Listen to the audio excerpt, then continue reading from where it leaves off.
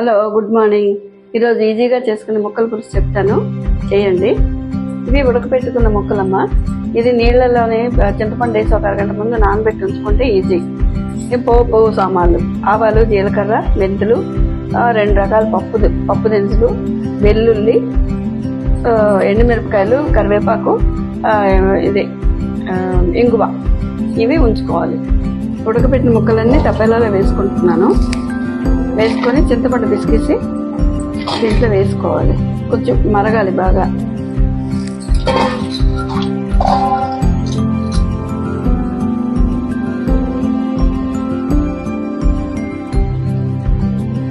బాగా మరిగిపోయిన తర్వాత అప్పుడు పోపు పెట్టుకోవాలి.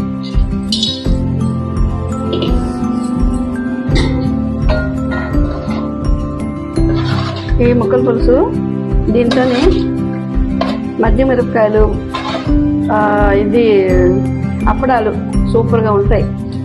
పోపు దినుసులన్నీ వేసాను. దీంట్లో ఇంగువ కూడా వేసాను.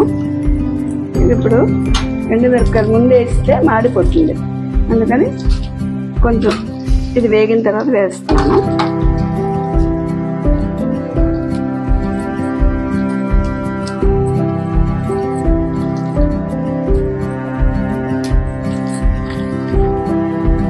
కరివేపాకు వేస్తున్నాను.